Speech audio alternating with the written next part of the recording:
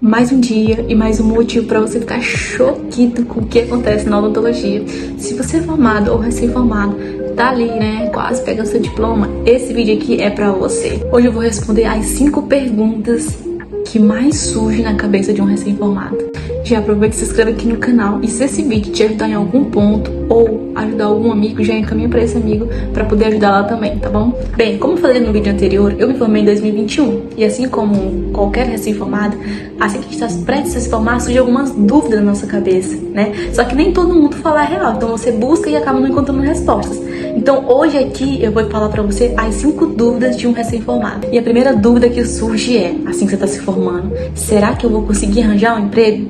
Porque assim, quando você tá na graduação, querendo ou não, pelo menos na minha experiência, meu pai vivia falando que quando eu me formasse teria colegas e amigos que ele ia tentar uma oportunidade, ia conseguir um emprego pra mim. Então eu já venho com essa confiança que tava fácil, né? Seria muito fácil pra mim conseguir um emprego, porque eu tava ali muito acreditando no que meu pai tava falando pra mim. Só que quando eu me formei, eu vi que foi diferente. Não que ele não tentou, mas não é daquela forma como eu tava acreditando. Então surgiu, será que eu vou conseguir um emprego, né? E assim, eu lembro que na época eu fiquei basicamente acho que uns 2 meses ali desempregada.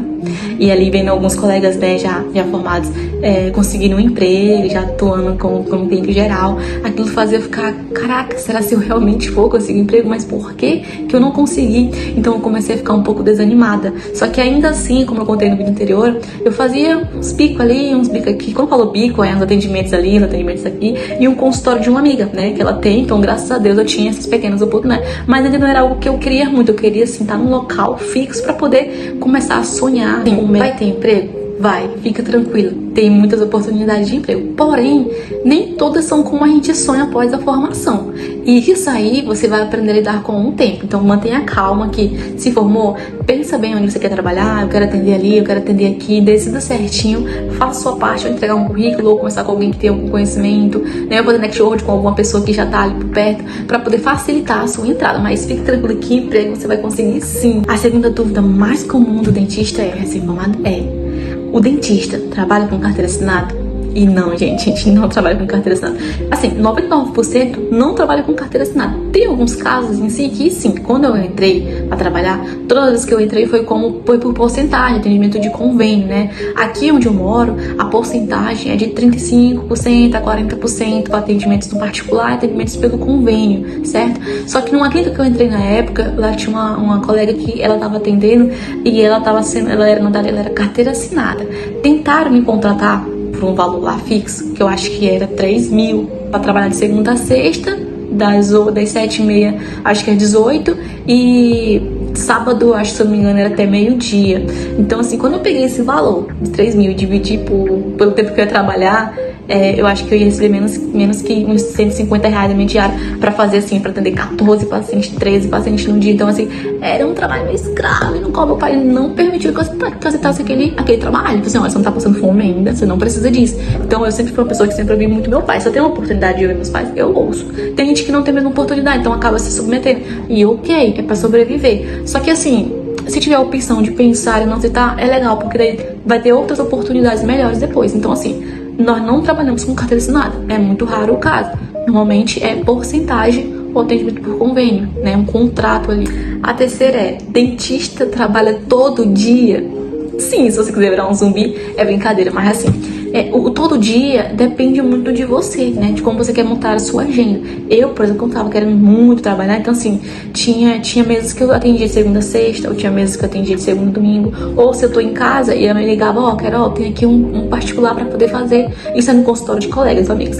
Eu ia, não tinha essa de, hoje é domingo eu não vou atender, hoje, sábado, 8 horas da noite eu não vou atender. Não tem essa, eu queria estar ganhando dinheiro. Então eu fazia o meu tempo. Claro que das vezes que eu fui contratada, eu atendia, tipo assim, 2 vezes na semana, e os outros dias disponíveis na minha agenda, eu ia pra outra clínica e trabalhava lá. Então assim, teve meses que eu fiquei trabalhando em 3 ou 4 clínicas. Inclusive tinha uma que eu trabalhava à noite, das 19 horas até as 10 ali, disponível, né? Claro que nem sempre eu ficava até as 10 porque eu não tinha paciente, mas eu tava sempre assim na correria, ocupando todos os meus dias, como eu trabalhava no domingo. Por quê? Tinha meu objetivo, tinha o meu foco. Então depende de cada um. Então assim, quanto menos você trabalha, menos você ganha. Mas então quanto mais você trabalha, mais você ganha. Claro que tudo vai depender do seu tempo, da sua agenda. A quarta dúvida é, eu preciso fazer especialização assim que me formar? Não. Para trabalhar? Não. Você não precisa. Assim que você se forma, você tá apto a atender como clínico geral, para exercer aquilo que você aprendeu na faculdade, né? Então, assim, se formou, vai lá, começa a atender, faz os procedimentos de clínico geral, e aí você vai decidindo o que você mais gosta, porque muitas das vezes, eu, por exemplo, na faculdade, quando eu me formei, eu amava canal, né? Não que eu não ame hoje. E prótese, o meu TCC foi sobre prótese. Aí eu pergunto pra você, eu faço prótese hoje? Não faço. Eu jurei que eu iria já começar atendendo fazendo prótese.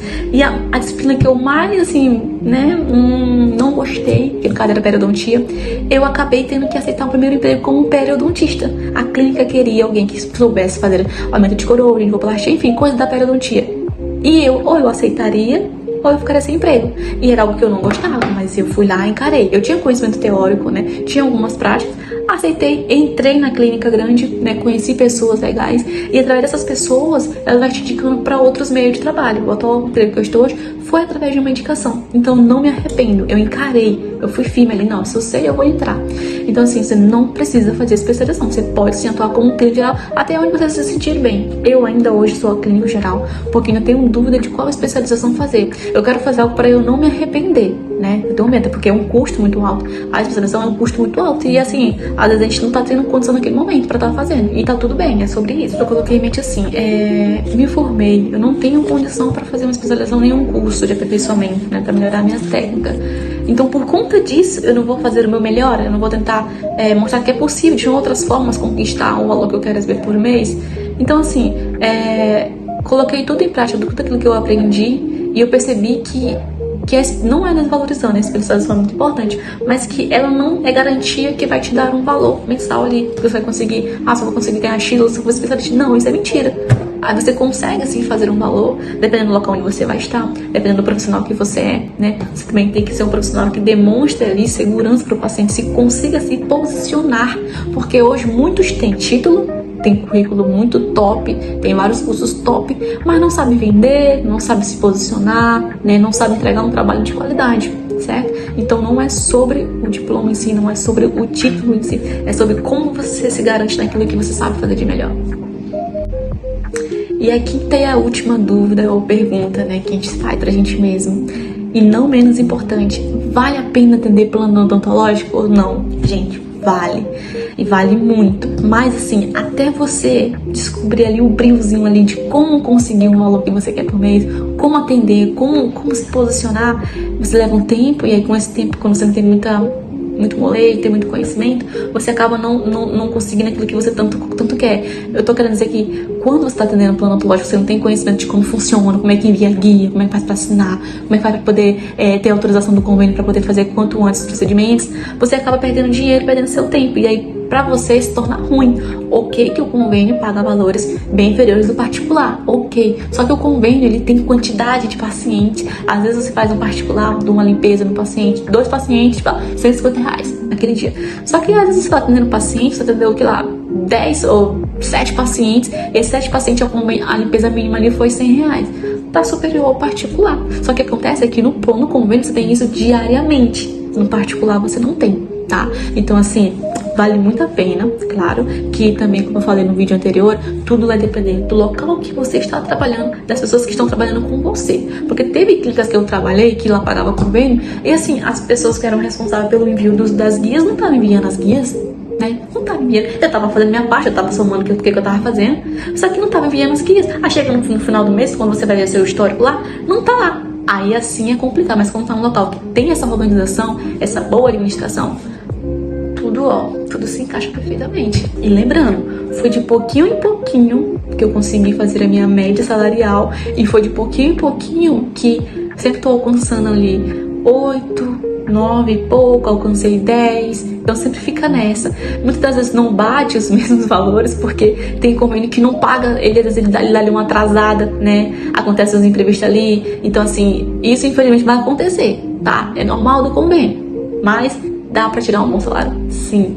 Se alguma dessas dúvidas já surgiu na sua cabeça, comenta aqui qual foi a mais real pra você. Já se inscreva no meu canal, já curta e deixa o like também.